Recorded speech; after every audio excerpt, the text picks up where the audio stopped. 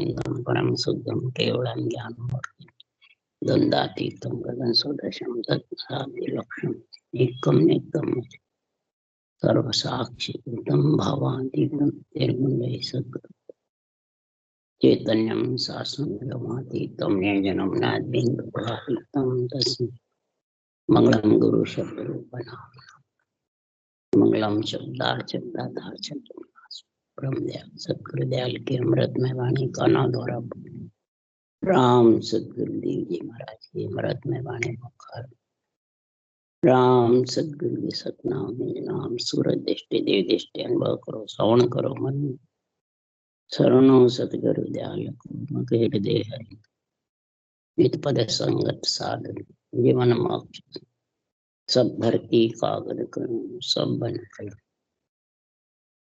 सात समुंदर शहीद सतगुरु हे सतगुरु अंतर्याम गट गट के जाने बारंबार हे राम जी महाराज बारंबार हे राम हे राम हे राम हे राम रक्षा करो रक्षा करो रक्षा।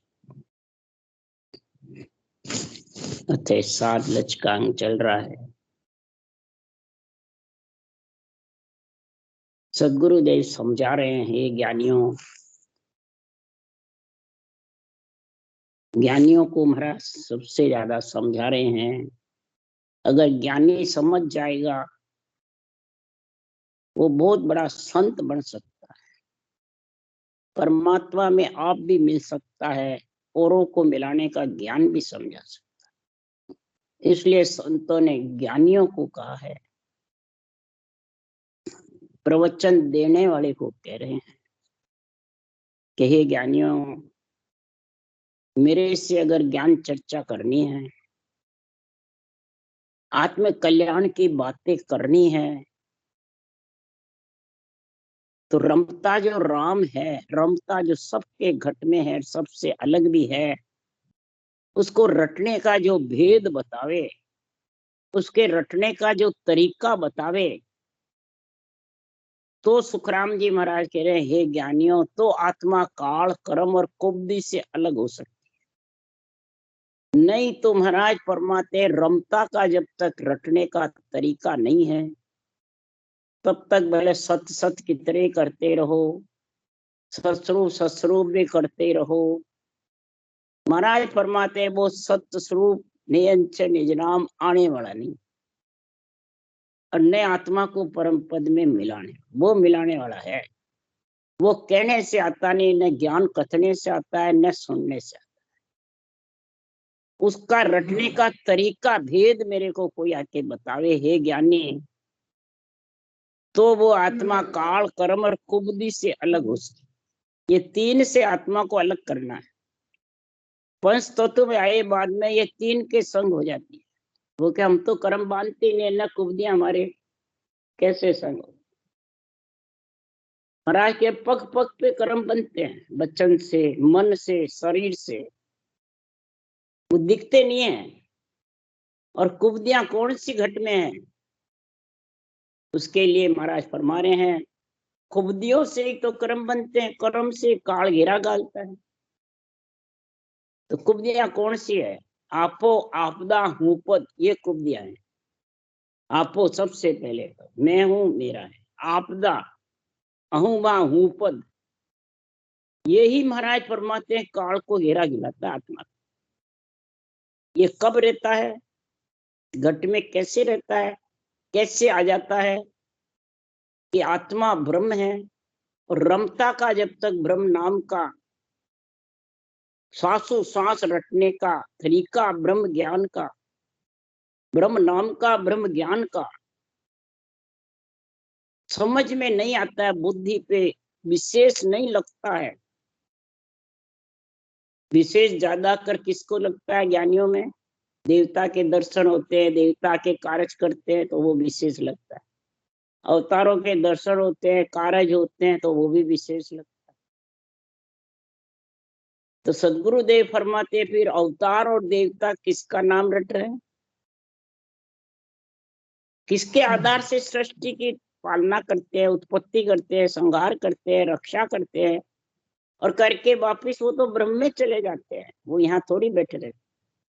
ब्रह्म से आते हैं, ब्रह्म से चले जाते हैं, तो सृजनहार के पराक्रम से आते हैं।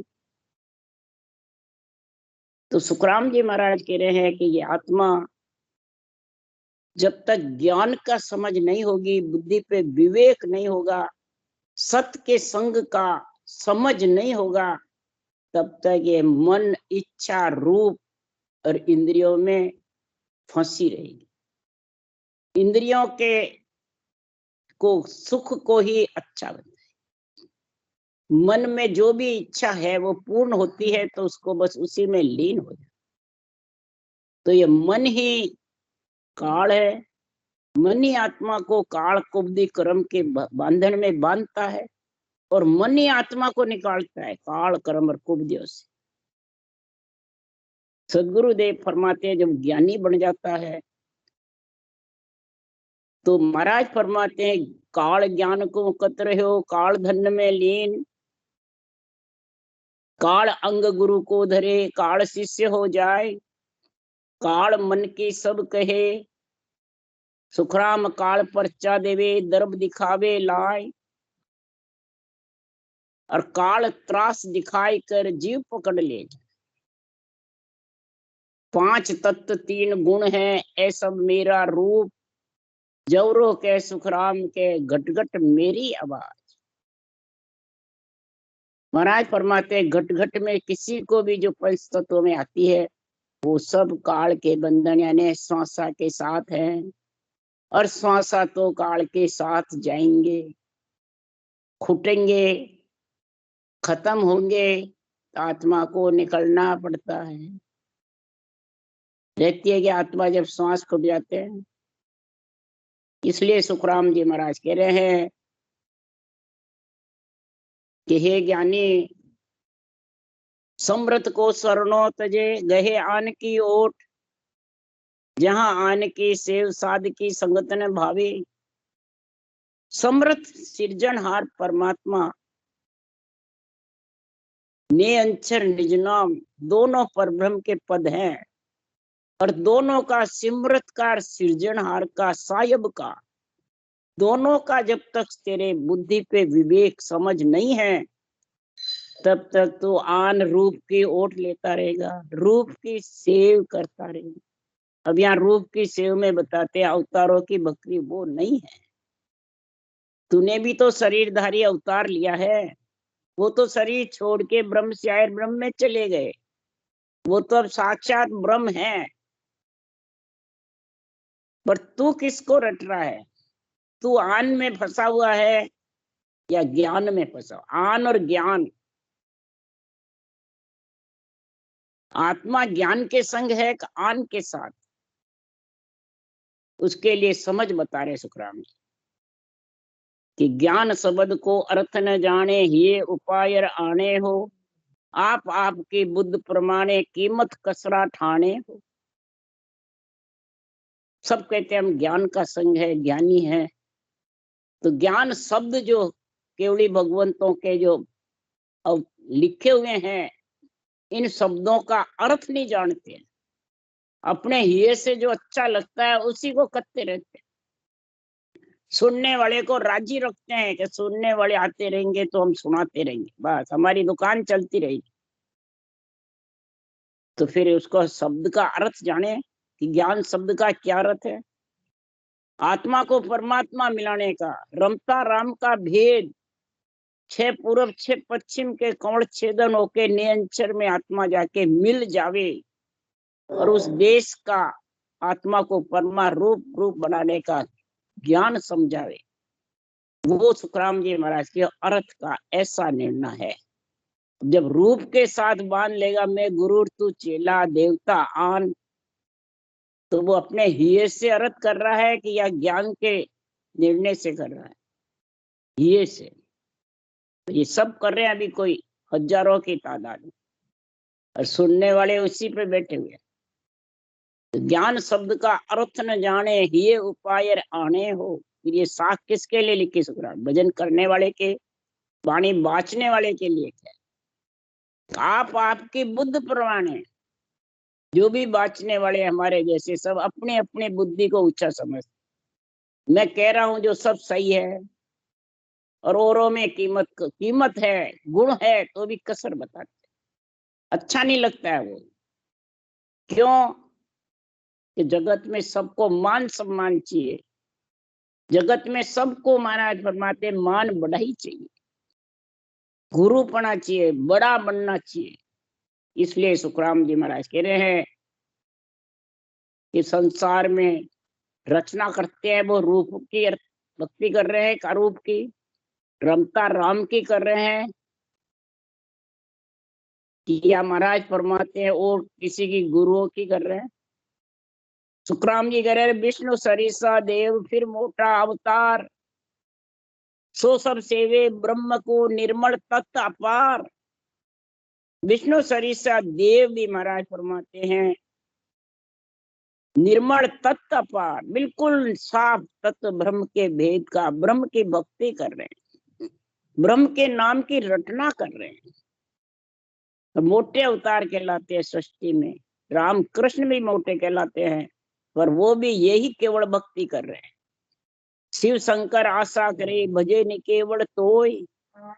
शिव शंकर भगवान इतना जबरदस्त राम के नाम को प्रधानता देते हैं, और बस सिर्फ इसके अलावा और कोई दूसरा मंत्र नहीं।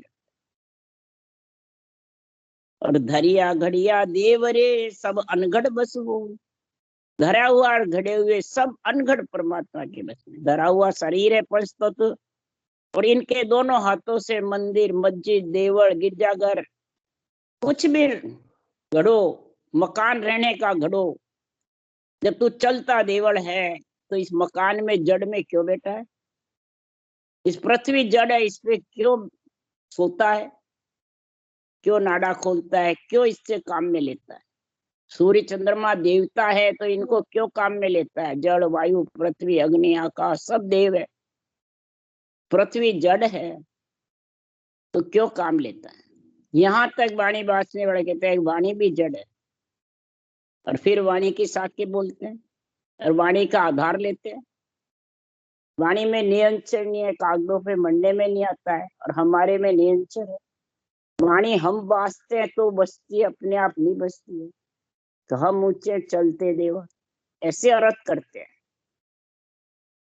नहीं भरमाने वाला भी भरमी जाता है। क्यों?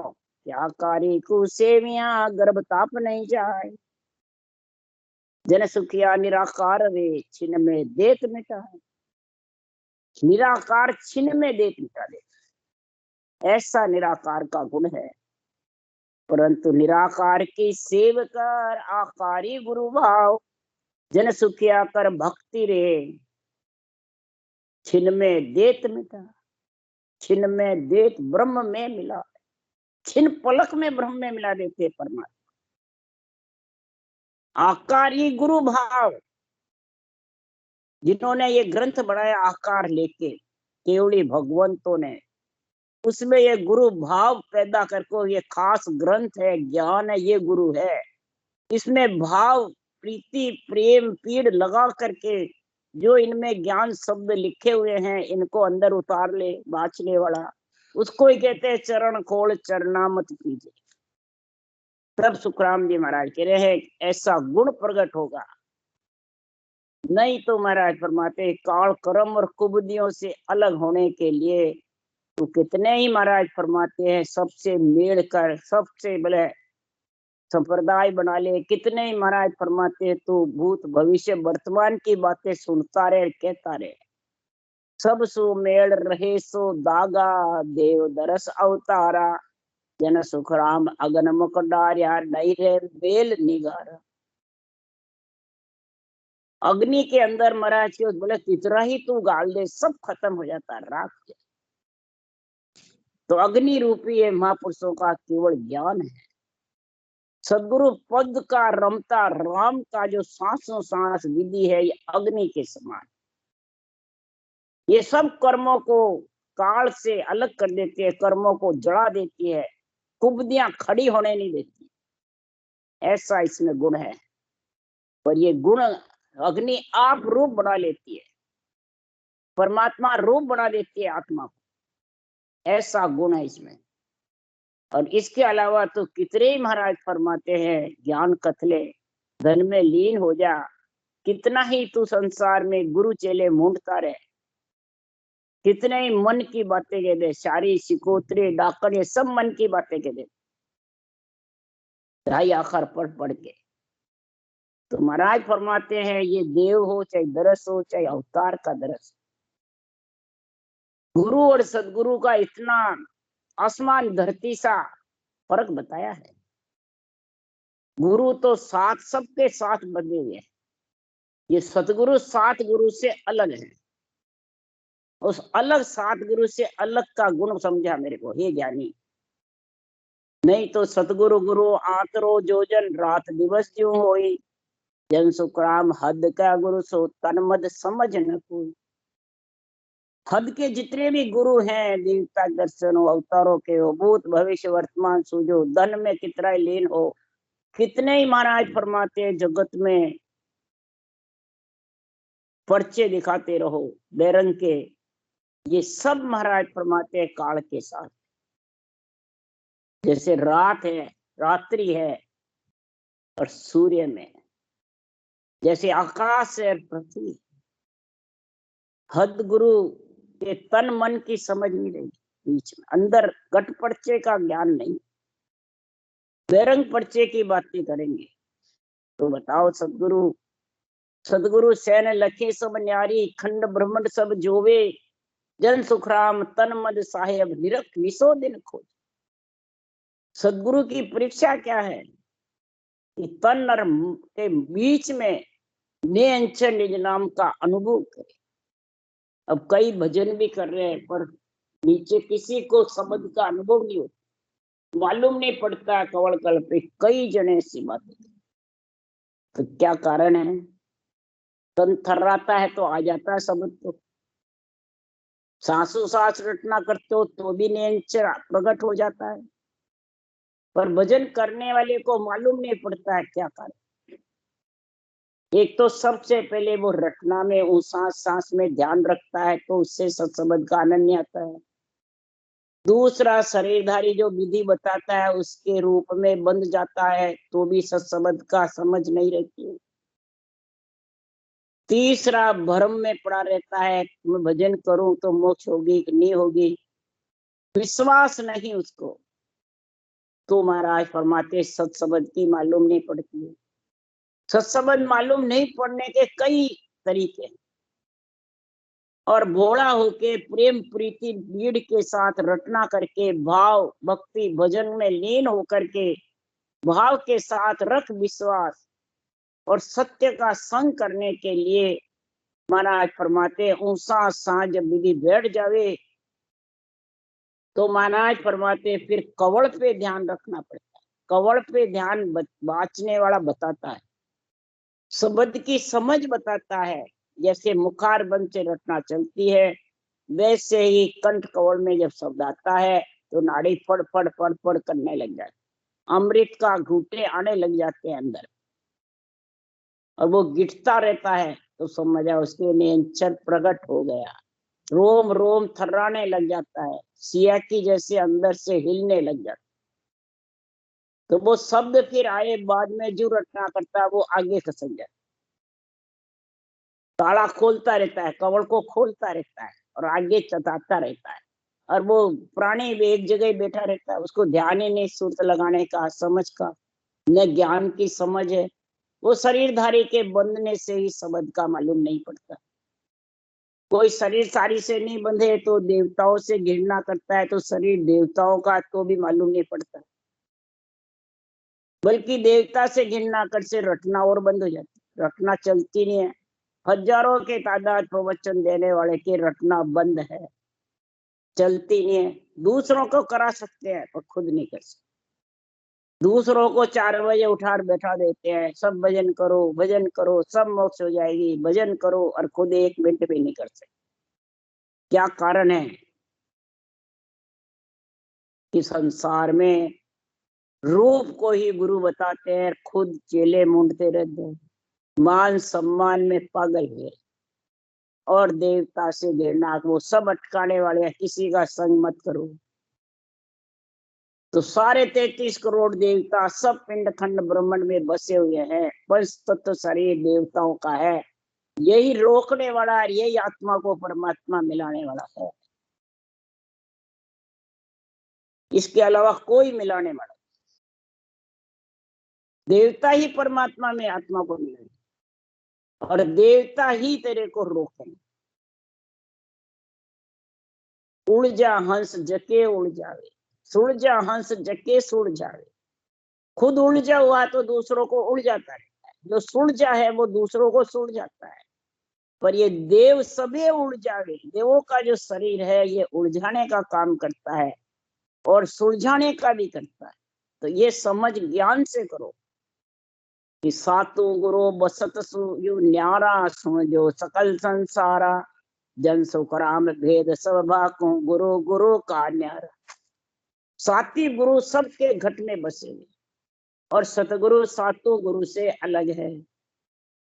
अब सातों गुरुओं में ये वाणी बांचने वाले ज्ञानी भी आ गए, वेशधारी भी आ गए, जिन्होंने शरीर धारण करा धरा हुआ भी आ गया। सातवां गुरु से अलग, सातों गुरु से अलग सतगुरु है, वो अरूप है, वो धरे हुए घड़े हुए में नहीं है। जैसे सृजनहार रमता राम घड़े हुए धरे हुए में नहीं, अलग है। इसी प्रकार सतगुरु भी अलग है, उसका कभी नाश नहीं होता है, वो अजर अमर है, वो है सत्य केवल ज्ञान।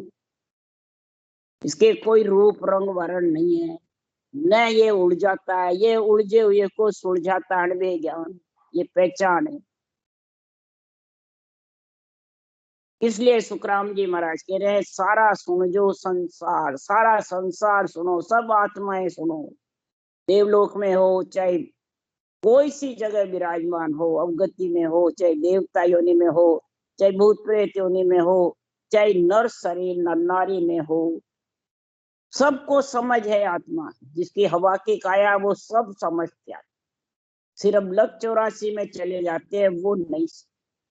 उसमें भी जो राम नाम का वेद पार्वती को शिव जी ने दिया तो सुए ने सुन करके सुखदेव बन गए। बोलो पक्षी में भी ऐसा गुण था, भगवान का गुण तो है ही, आत्मा तो ब्रह्म है ही। तो त्रिलोकी की आत्मा के लिए सुखराम जी ने ऐसा ज्ञान कथा है कि सातों गुरु से सतगुरु न्यारा है। सदगुरु कोई रूप का नाम नहीं है, न कोई अंग लक्षण अंग का काम है। तेरे अंग में सतगुरु का ऐसा गुण आ जाएगा तो साध लच का गुण बन जाएगा, अंग हो जाएगा, आत्मा परमात्मा में मिल जाएगी। पर ये भेद तेरे पास में आएगा नहीं। तो 7 गुरु कौन कौन से? प्रथम गुरु सो पिता कहावे, लिंग भेज नाभ में नाखे। दूजी माए सतगर्भा के 9 मास गर्भ में राखे। प्रथम गुरु पिता है, जिससे वीर्य से गर्भवती स्त्री बढ़ती है। दूसरी माता गुरु 9 महीने गर्भ में रखती है, उनके रक्त से शरीर बनता है। दोनों गुरु अलग अलग, पिता माता, प्रथम पिता है दूसरे माता। तीजा गुरु गर्भ सो झेले, दाई जतन करबू मेले। डॉक्टर वेद दाई ये तीसरे गुरु हैं, ये जगत में तेरे को साई सत्य निकाल करके और जिंदा रखते हैं, तेरा सारा कार्य करते हैं। चौथा गुरु ब्राह्मण भाई, दिया नाव जगत के माई। चौथा गुरु ब्राह्मण है, जो जगत में तेरा नाम कढ़ाया, तेरा नाम निकला। फिर पांचवा गुरु खास गुरु, सबके सवारे, मस्तक हाथ मुंड फेरा। फिर तेरा केस को काटे वो महाराज परमाते हैं, खास गुरु है पांचवा। छठा कनफू का सतगुरु को हावी कर माला अवतार जपाए। कोई भी मंत्र देकर उसकी माला फिराने के बताते हैं, वो छठे गुरु हैं।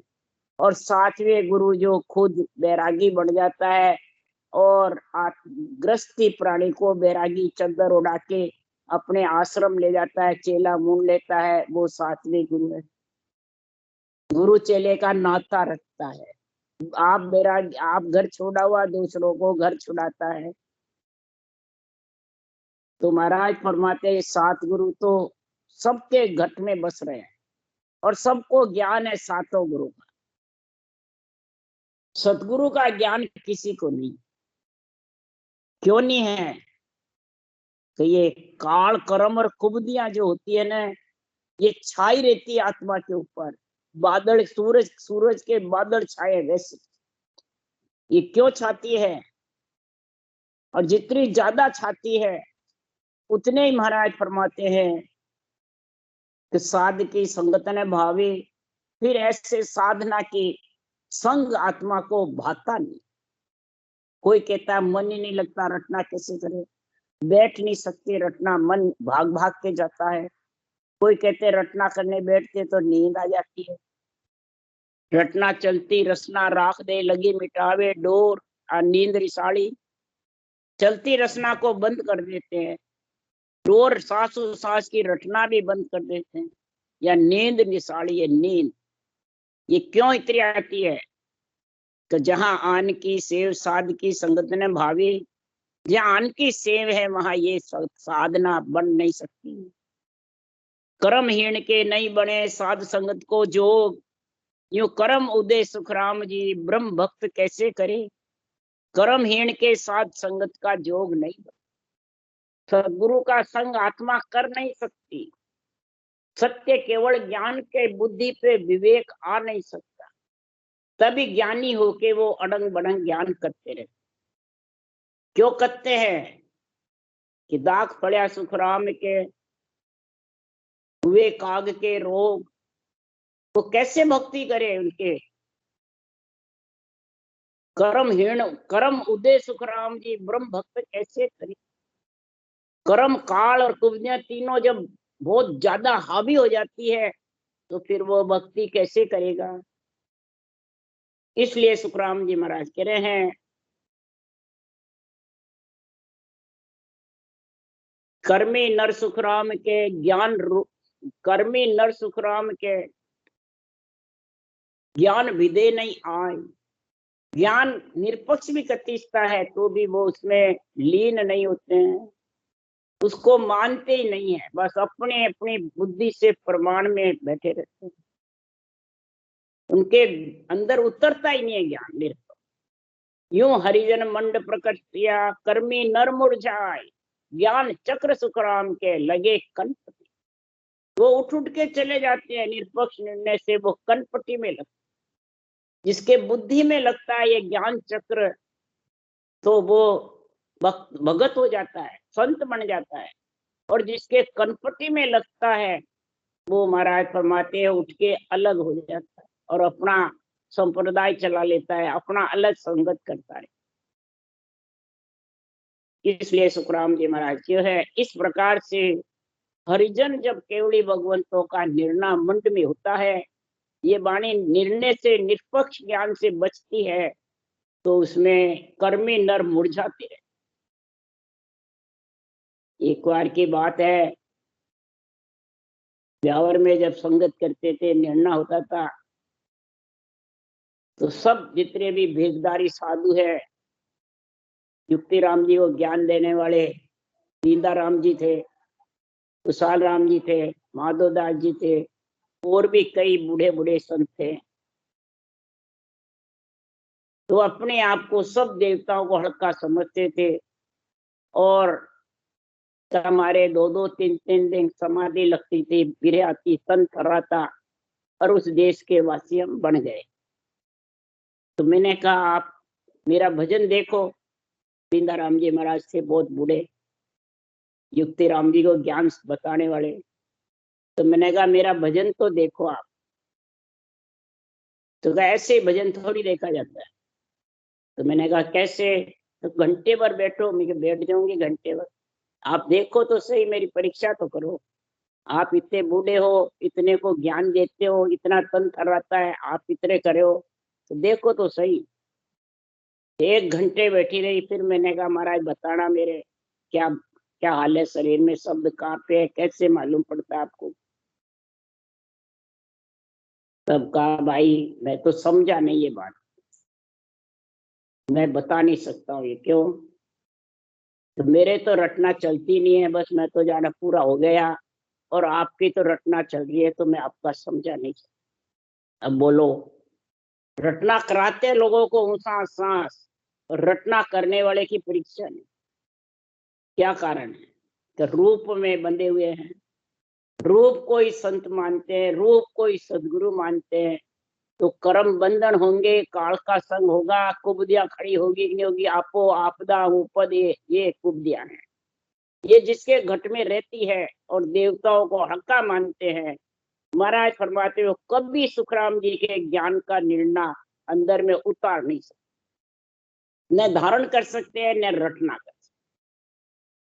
ये ज्ञान चक्र सुखराम के लगे कनपटी। जब ये कनपटी में लगता है तो काम बिगाड़े भक्ति को, वैराग बिगाड़ दे, लोभ वैराग बिगाड़ दे, क्रोध बिगाड़े ज्ञान को, मोह बिगाड़े बोध। ये कबीर साहब की साथ है। जिसके कामना घट में ज्यादा होती है, रावण के कामना थी, ब्रह्म ज्ञानी होता भी राक्षस हो गया। कामना इसको किसको बिगाड़ दिया? भक्ति को। लोभ जिसके होता है वो वैराग को बिगाड़ दिया। लोभ किसके था? महाराज फरमाते शुक्राचार्य जी के लोभ था राक्षसों का गुरु बनने, तो उसने वैराग विद्या भी बिगाड़ दिया। तो बावन भगवान ने उसके वैराग के नेत्र खोले। समझ तो गया ये विष्णु के अवतार है, तो ज्ञान के नेत्र नहीं खोले, वैराग के नेत्र। भक्ति होते हुए काम बिगाड़े। महाराज फरमाते हैं कि क्रोध बिगाड़े ज्ञान को। जिसके क्रोध ज्यादा होता है, परशुराम जी के क्रोध कितना था, तो महाराज फरमाते हैं धनुष रामचंद्र जी के तोड़ते ही क्रोध आ गया, शिव का धनुष किसने तोड़ा? रामचंद्र भगवान निर्मल होके गए, इस दास ने तोड़ा। रामचंद्र भगवान निर्मल पड़े रहे और वो जबरदस्त है। तो महाराज फरमाते ज्ञान लाजा मरा क्रोध से। तो इधर भी ज्ञानी बन के क्रोध अहंकार रहता है, आपा आपदा रहता है, ये कुबदियां ही तो है। ये कुबदियां ही कर्म बांधती है, कुबदियां ही काल का संग करती है। मोह बिगाड़े बोध। दुर्योधन को कितना मोह था जबरदस्त, तो उसने बुद्धि को बिगाड़ दिया। इधर सुखराम जी महाराज कह रहे हैं ब्रह्म ज्ञान की छाया ले ले, धर्म उताप्या जूझे, कलयुग बुद्ध भिष्टवा की नहीं ताते या नहीं। ब्रह्म ज्ञान की साके लेते हैं, खूब बोलते हैं और आत्म धर्म की उत्थापना करते हैं, आत्म निर्णय की उत्थापना करते हैं, निरपेक्ष ज्ञान की उत्थापना करते हैं, तो कलयुग बुद्धि भ्रष्ट कर दे। जैसे खुद विधि बताने वाले गुरु इस ग्रंथ में ऐसे अर्थ लिख दिए और आन की जगह लिख दिया देवता। ये तो सब पलटा है मैंने। कई जगह अनुभे अनुभव को एक लिख दिया, उसास को रटना को बंद करना लिख दिया, पूरे हो गए। तो बताओ ये कितना अर्थ का अनर्थ कर दिया। इस अनर्थ से महाराज फरमाते हैं उसकी बुद्धि बिगड़ जाती और फिर उनका जन्मना मरना, नरदेह में आना या परम मोक्ष जाना रहता है। फिर सब अवगति में जाते हैं। सिकल विकल चर्चा करे, देश अर्थ नहीं माए, वहां के संग सुखराम के जीव। ऐसे का संग मत करो। जो भजन करने वाले हैं, जिसको काल कर्म और कुब्जे से अलग होना है, साध लक्ष्य का अंग धारण करना है, तो ऐसे का संग मत करो। संग करोगे तो तुम्हारे भी हाल ये महाराज ने जो लिखे हैं वो हाल हो जाए। राम राम राम। बोलो राम सतगुरुदेव जी महाराज ने धन्य हो। परम दयाल सतगुरु सुखराम जी महाराज ने धन्य। अनंत श्री सुख सम्राट सतगुरु सुखराम जी महाराज के ज्ञान सत्स्वरूप भगवान ने धन्य हो। केवड़ी भगवंता ने धन्य हो। जीवा तारण जाज ने धन्य हो। मोक्ष के मालका ने धन्य हो। अनंत कोटि संताने धन्य हो।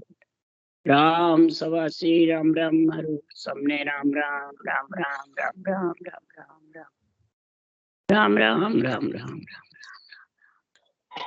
राम राम सब राम राम सा राम राम सा राम राम सा राम राम सा सबने राम राम